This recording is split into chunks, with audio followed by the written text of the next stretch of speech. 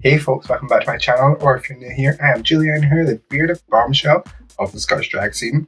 Today we're going to be looking at the brand new episode of RuPaul's Drag Race Season 13, Episode 7, and reviewing the Beaded Runway.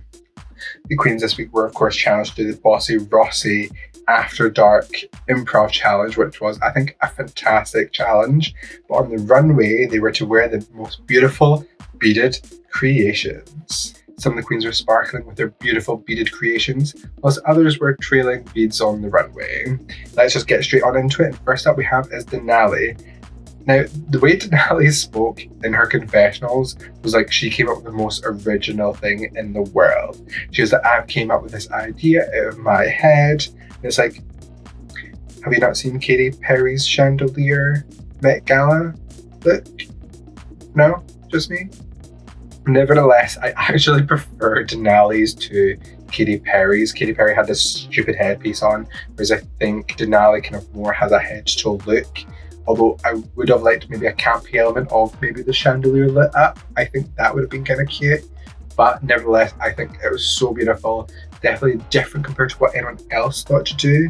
I would have maybe have thought someone else may have came up with this idea. You never know, they might have, and they've changed their mind, thinking it might have been a common thought. Nevertheless, Denali is starting to pull out the looks. I loved her look last week, that spider arachnid look, and now this one is so beautiful. It looks so expensive. She has me gagged.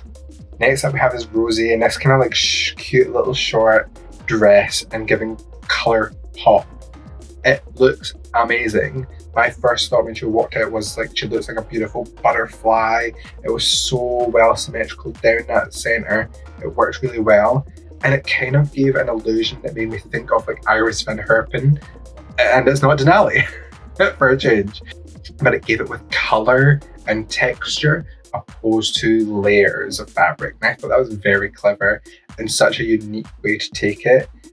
Maybe I'm looking into it a bit too much, but nevertheless, Rosie, again, is also pulling out some amazing looks here, and I'm fast coming in love with her and has me gagged.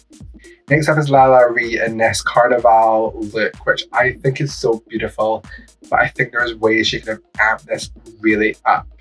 The hair is really kind of like falling into her face. I wish she could have had it pulled back just a little bit. I don't know how she maybe would have done that with maybe clips. Like, I don't know, go excessive with bobby pins. I don't know. Just, I think ways she could have done it. Maybe not like this, for example, but because I don't think that would have worked with the look, but maybe like a little headpiece to go with the beaded bra and skirt. You know, like it could have just been amped up just a little bit more. And also the skirt, I wish it kind of like went up on her hips rather than being like kind of straight out. If it curved down, it kind of really brought in her waist, you know, like, and it would just accentuate her hips, especially with the beads draping over her hips. Nevertheless, it looked really expensive. Like the beadwork was beautiful on both the bra and the skirt set, so I'm not complaining. I'm definitely not complaining about a little tear on the side. Okay, yeah, maybe she should have put her hand on the side when she was walking down that way so Michelle could see the tear on the side of her bodysuit. Fair enough, I guess. Nevertheless, LaLarie had me gagged. Next up we have is Dormant giving anal beads 60s couture fantasy. How strange, what a wonderful runway. Of course, it makes me think of Latrice's latex bead. What was that runway? I can't even remember. Nevertheless, it makes me think of that, of course, but in such a different way. Latrice obviously had her silhouette pinched in and out in that beautiful gown, whereas Gottmik's going for a 60s fantasy. And clearly lots of queens are really into this 60s fantasy. We've seen it on Drag Race UK, we've seen it on Olivia Lux, seeing it everywhere, so I'm loving it. I'm not complaining, I love it myself. And I like how there was variation to the beads on the dress, and that she took this in such a different direction as well. It wasn't bejeweled, it was so campy, it was red. I love the colour red as well. I think it turned out red hot and had me gagged. Next up we have is Olivia Lux giving a little 80s schoolgirl fantasy. It made me think immediately of kind of like the neighbourhood girls in like Sister Act and Sister Act 2, like just with the hair and the styling of it. I thought that was so stunning. I don't think it really sold Beaded Runway. I think she could have gone a little further. You can see there's little bits of beads on the top that's obviously been kind of like airbrushed and then beads put on top. I just wish, yeah, she went a little bit further with that. But the hair is ridiculous. I think that hair is so beautiful. And Olivia looks so beautiful in this look as well and sells a fantasy. When T.S. Madison said Punky Brewster, I think it was, I have no idea what the reference was. I gave a little quick Google search and I totally see the relation. And even though I don't know the reference, I was so gagged. Next up we have is Utica giving a very unusual bridal look. But you know what? An exceptional one at that. The way she has that cage silhouette, her body is phenomenal. And then the red layers underneath. Chef's kiss. Such an unusual bride look, but it's such a typical silhouette. So it's like great. We understand the reference immediately, but she's amped it up and made it super drag. I love a stark difference between red and white as well. It's just a very powerful combination.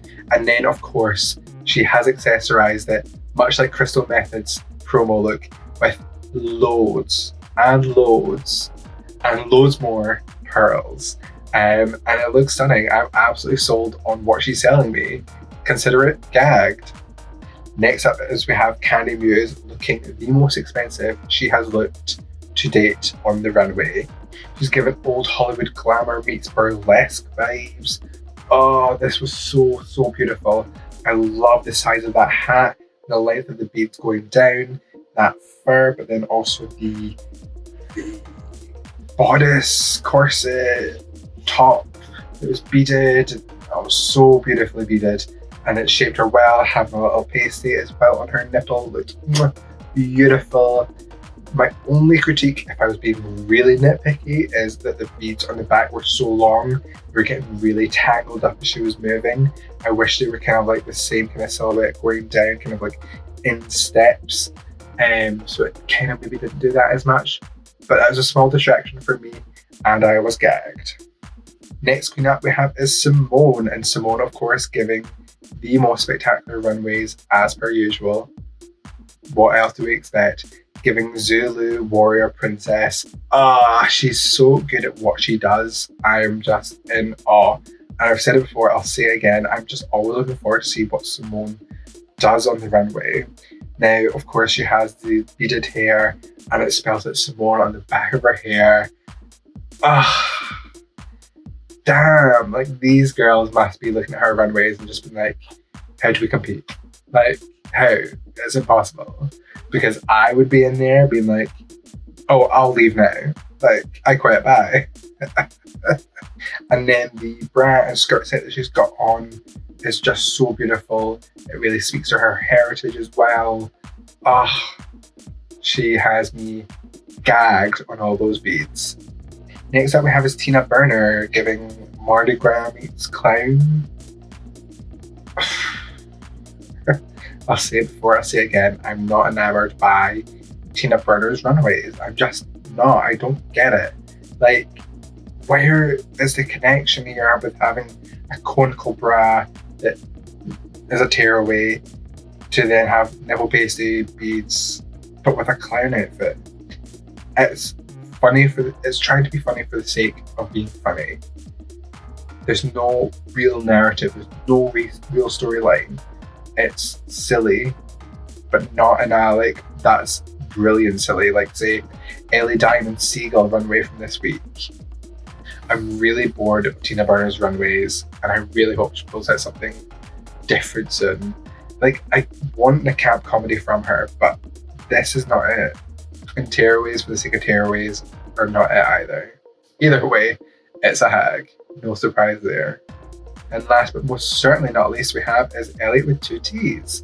Elliott was giving this 20s flapper fantasy, of course not being a typical flapper dress, a short little mini dress instead. I like how the little beads at her coochie coo were hanging out as well. I thought that was a really cute detail. Obviously you can tell a fantasy straight away from the silhouette of the dress, also the accessories with the feathered headpiece and the beads going around her forehead in the band. I also love that you could see as she moved, especially on her hips, the beads moved as well, so it wasn't just like attached to like some dress, and you could see her skin through it, so it was very kind of like sexy as well. I thought that was a really great detail that other queens didn't necessarily like play into, like seeing through the beads and giving a bit of an illusion.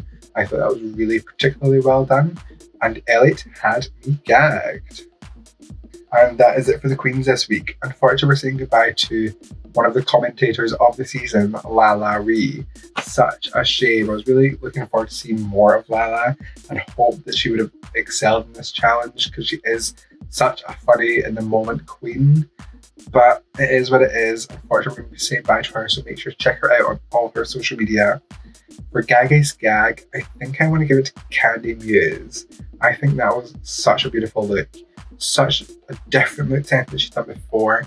It looked expensive, really well done. All the details, head to toe, were there as well. So give it up for Kandy Muse. Let me know in the comments down below who was your Gaggy's Gag. If you enjoyed this video, make sure to press that like button down below, subscribe, and ring that bell icon so you get notified every time I upload a brand new video. If you want to check out more of me, make sure to do so on all social media at Julianne Hoore. And I'll catch y'all in the next one. Bye, folks.